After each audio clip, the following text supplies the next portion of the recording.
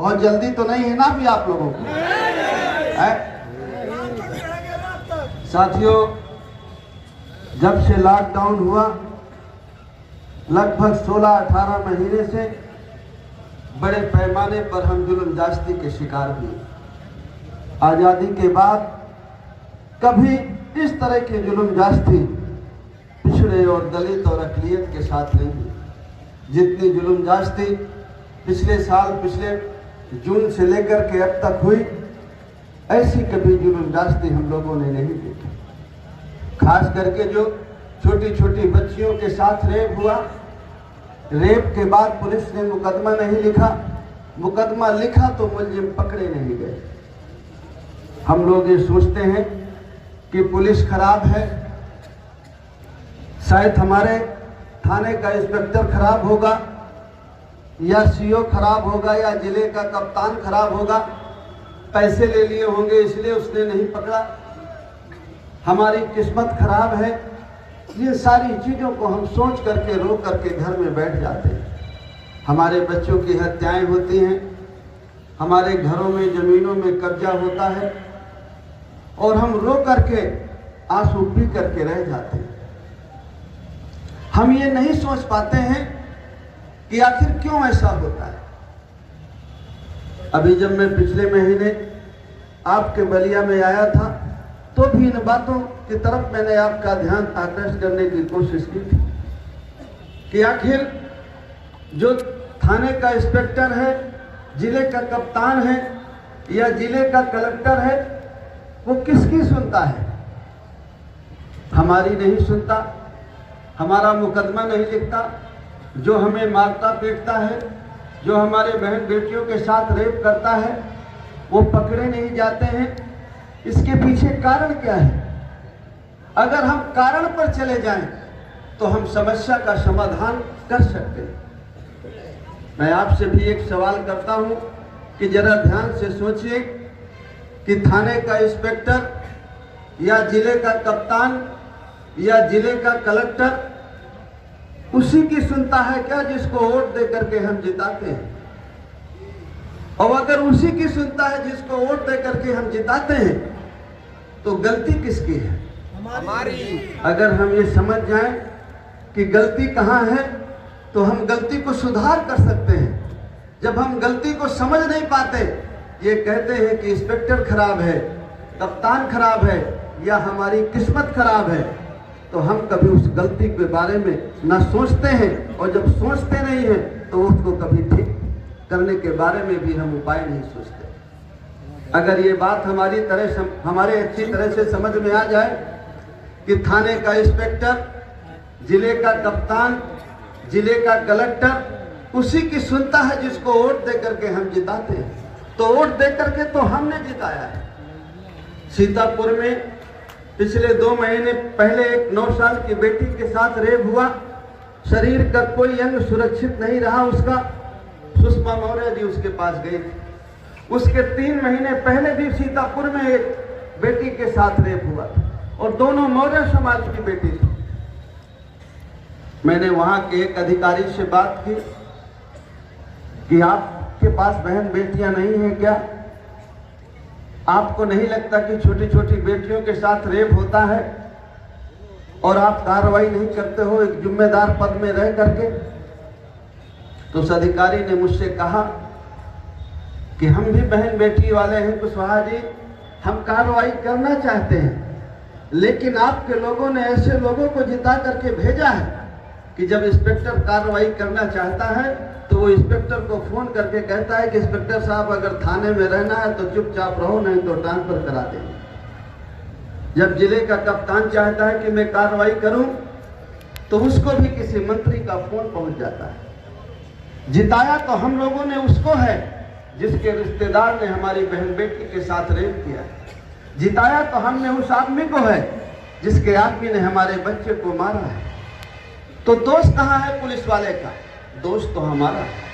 अगर हम गलती ठीक कर लें तो गलती पुलिस वाला भी ठीक कर सकता है, जिले का कप्तान और जिले का कलेक्टर भी ठीक कर सकता है। और जब तक ये गलती हमसे होती रहेगी तो कभी हमें और हमारे बच्चों को इंसाफ नहीं मिलेगा। इसलिए अगर इंसाफ चाहिए, न्याय चाहिए, तो पहले आपको अपने आप को ठीक होना। जब आप वोट देने जाते हैं तो वोट देने जाने से पहले बैठ करके ये सोचिए कि ये वोट से क्या होता है। जिसको आप जिता करके भेजते हैं उसके हाथ में क्या क्या है, क्या उससे कोई फायदा है, क्या उससे कोई नुकसान है, क्या हमारा थाने में काम पड़ता है, क्या हमारा एसडीएम से काम पड़ता है, क्या एसडीएम भी इसकी बात मानता है, क्या कलेक्टर भी इसकी बात मानता है, क्या जिसको हम जिता करके भेजते हैं, क्या स्कूल खोलना इन्हीं का काम है क्या, जिनको हम जिता करके भेजते हैं। अगर हम किसान हैं, अगर हम कर्जा लेते हैं तो क्या चारों धाम जाने से कर्जा माफ हो जाता है, या जिनको वोट दे करके जिता करके भेजते हैं ये वही करते हैं। ये 5 किलो अनाज, ये गैस सिलेंडर चूल्हा, ये कॉलोनी, ये जो एक शौचालय, ये जो मिलता है, यह चारों धाम जाने से मिला है या उन्हीं लोगों ने दिया है जिसको वोट से जिता करके हमने भेजा है। अगर ये सारी चीजें वोट देने से पहले आप समझ लें तो शायद आपसे गलती ना हो, लेकिन वोट देने के पहले तो आपके दिमाग में ये बात आती नहीं। आपके दिमाग में तो गाय माता आ जाती है।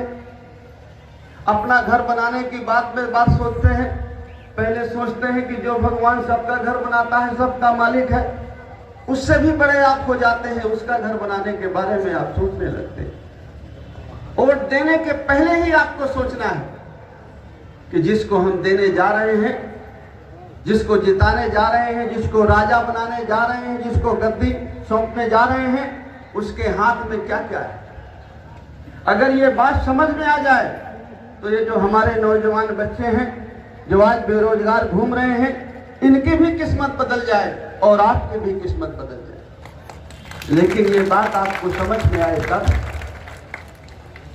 ये 5 किलो अनाज, ये गैस सिलेंडर चूल्हा, ये कॉलोनी और 2-2 हजार करके जो 6,000 रुपया मिलता है, या जो अभी प्रदेश के मुख्यमंत्री जी ने कहा कि अब हम 35 किलो अनाज देंगे, तो ये भी आपको सोचना है कि क्या नेताजी अपने घर से दे रहे हैं।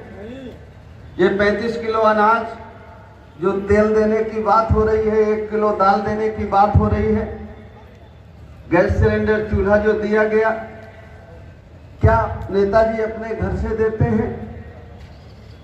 यह भी आपको सोचना है। आपके नजदीक यहाँ से 150 किलोमीटर में गोरखपुर है, शायद देखिए, शायद गोरखपुर से लद के 5 किलो अनाज आता हो ट्रकों में, शायद गैस सिलेंडर चूल्हा वहां से आता हो। नेताजी के घर से नहीं आता ये आपकी गाढ़ी कमाई का है, आपके खून पसीने का है। एक एक पैसा जो आपको मिलता है, चाहे वो 6,000 रुपया किसान को हो, चाहे कॉलोनी हो, चाहे 5 किलो अनाज हो, चाहे गैस सिलेंडर चूल्हा हो, वो आपके खून पसीने की कमाई का है। आप जो चीज खरीदते हैं हर चीज में आप टैक्स देते हैं। 1 लीटर डीजल और पेट्रोल जब आप खरीदते हैं तो 56 रुपया आप टैक्स देते हैं। अभी सरकार ने कहा कि हमने कुछ कम किया, पहले लगातार 8 दिन तक कीमत बढ़ाई और फिर जितनी बढ़ाई उससे आधा कम कर दिया। अगर उन्होंने 20 रुपया बढ़ाया तो 10 रुपया कम कर दिया, और जहां 10 रुपया बढ़ाया उसमें 5 रुपया कम कर दिया। तो हमको ये भूल गया कि 20 बढ़ाया है, 10 कम किया है, हमको लगता है कम कर दिया। तो ये जब आप 1 लीटर डीजल खरीदते हैं तो 56 रुपया टैक्स देते हैं आप नमक खरीदते हैं बाजार से तो टैक्स देते हैं। ये कपड़े जो पहने हैं खरीदने जाते हैं तो टैक्स देते हैं आप। कोई चीज ऐसी नहीं है जो टैक्स नहीं देते हैं आप। हमारा देश एक ऐसा अजूबा देश है कि अगर 1 दिन का बच्चा हमारा पैदा हुआ बीमार हो जाए तो 1 रुपया की दवा, तो 1 रुपया सरकार का टैक्स। आप साइकिल में चलते हैं, मोटरसाइकिल में चलते हैं, टायर लगते हैं, ट्रैक्टर लगते हैं, टायर लगते हैं, अगर 100 रुपया टायर की कीमत तो 120 रुपया सरकार का टैक्स।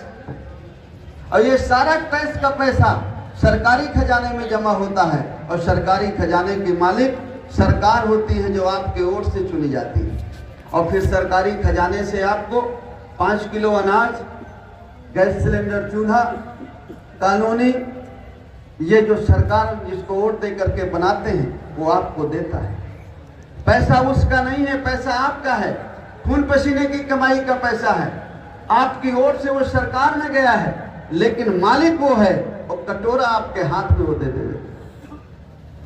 अगर आप इस बात को सोचें कि शायद हमारे टैक्स का पैसा इतना ही होगा जितना कॉलोनी और गैस सिलेंडर मिला है, इतना नहीं है।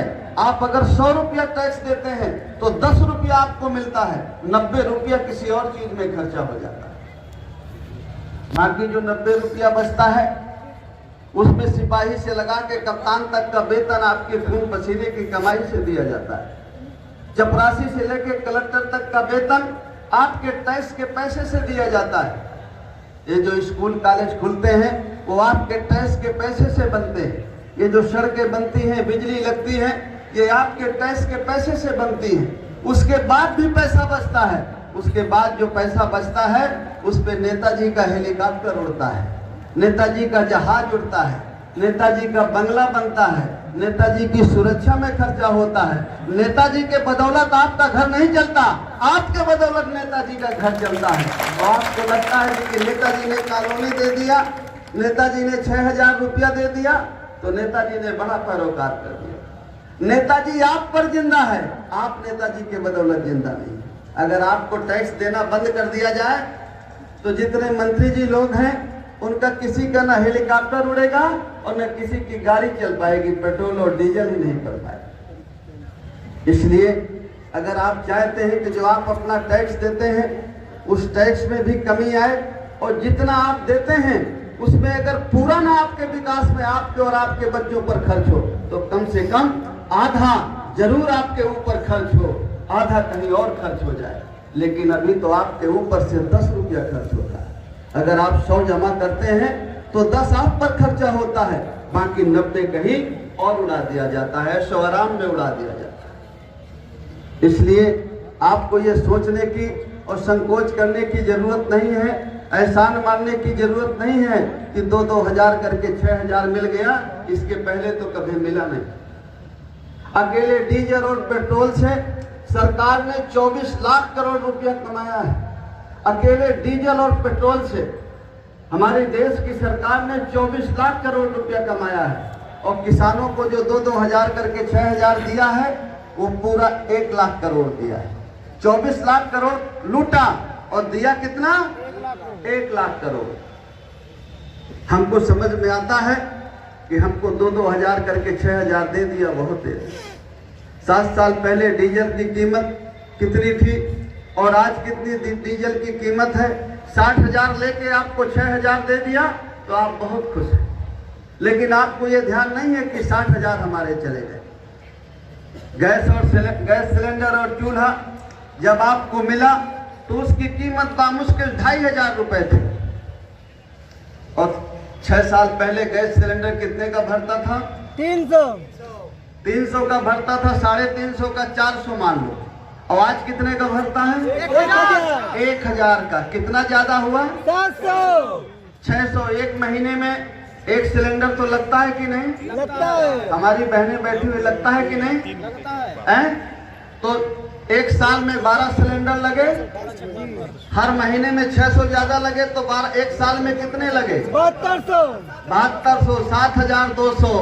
2,500 का दे के 7,200 ले लिया तो वो समझ में नहीं आता है। 2,500 दे दिया और 7,200 ले लिया, वो बात समझ में नहीं आती। ये समझ में आता है कि 2,500 मिल गए। किसान को जो 2-2 हजार करके किसान सम्मान निधि मिली, डीजल के बहाने, खाद के बहाने और महंगाई बढ़ा के आपसे 60,000 ले लिया तो वो बात समझ में नहीं आई, और 6,000 मिल गया तो वो बात समझ में आ गई। किसान भाई आज से 6 साल पहले अगर वो 100 रुपया बचाता था खेती से तो आज वो 20 रुपया नहीं बचा पाता। ये हालत हमारे किसान भाइयों की है। आप अधिकांश लोग किसान हैं, इस बात को अच्छी तरह से जानते हैं। खाद बीज की महंगाई, डीजल की महंगाई कहां पहुंच गई? बहुत सारे साथी हमारे कहते हैं कि भाई हमारे पास तो कार भी नहीं है, हमारे पास ट्रैक्टर भी नहीं है, हमारे पास मोटरसाइकिल नहीं है, हमको महंगाई से क्या लेना देना। हमें तो कॉलोनी मिल गई और 5 किलो अनाज भी मिल जाता है, अब 35 किलो मिल जाएगा। शौचालय भी बन गया, गैस सिलेंडर चूल्हा भी मिल गया, अब हमें क्या दिक्कत है, हमें महंगाई से क्या लेना देना। अरे भाई महंगाई से तो आपको भी ज्यादा जूझना है। गैस सिलेंडर तो पहले 300-400 का भरता था, अब तो 1000 का भरता है। आप गरीब पर फर्क पड़ता है कि नहीं। और बाजार से जो चीज आप खरीदते हैं, जब डीजल महंगा हो गया तो बाजार में जो चीज आती है वो सारी चीज महंगी हो गई कि नहीं हो गई। और जब सारी चीज महंगी हो गई तो गरीब को भी खरीदना पड़ता है।